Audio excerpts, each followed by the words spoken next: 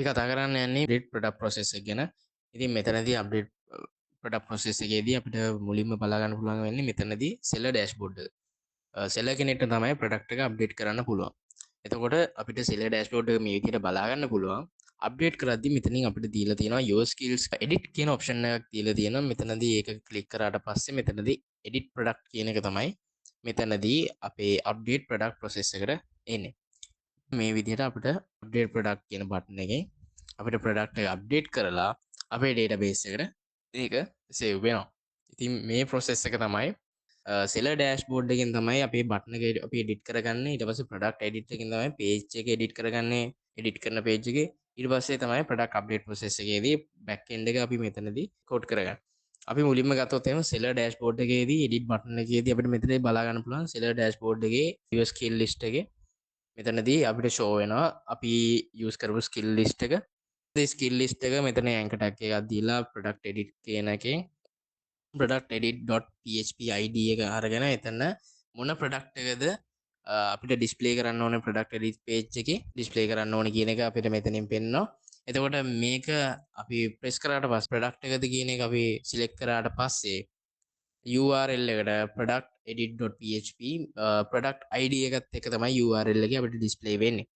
එතකොට අපිට edit page එකේදී අපිට ඒ product එකට අදාළ අපි add කරපු details ටික අපිට ඩිස්ප්ලේ වෙනවා. ඊළඟට අපි product edit php ෆයිල් එකට ගියොත් එහෙම අපි login check එකක් දෙනවා. ඊට පස්සේ seller role එක check කරගන්නවා. buyer නම් redirect වෙන්න කියනවා home php එකට.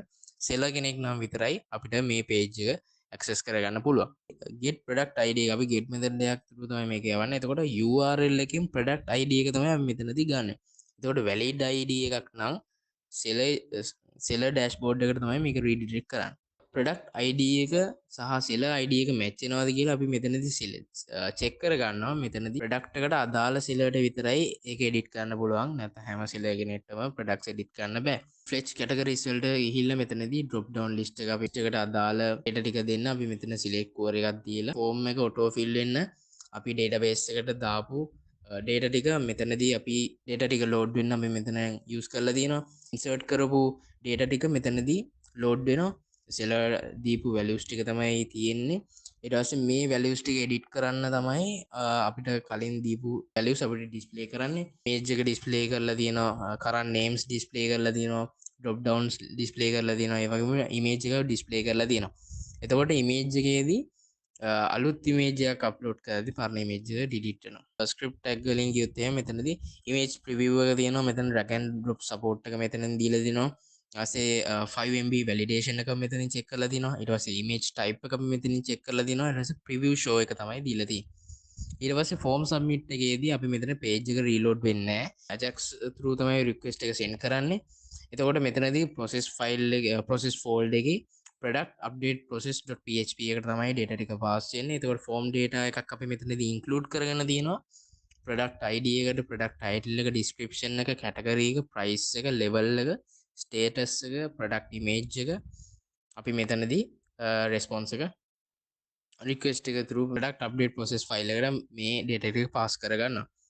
ඊට පස්සේ මෙතන success handling එකට response එක success නම් තමයි මෙතනදී message එක success message එක අපිට show කරන්නේ. ඊට පස්සේ අපි update process.php එකට ගියොත් එහෙනම් back end part එකේදී අපිට බලා ගන්න පුළුවන් මෙතනදී මේ user login වෙලාද කියලා බලන්න. ඊට පස්සේ මෙතනදී seller role එක required ද කියලා අපි මෙතනින් check කරගන්නවා.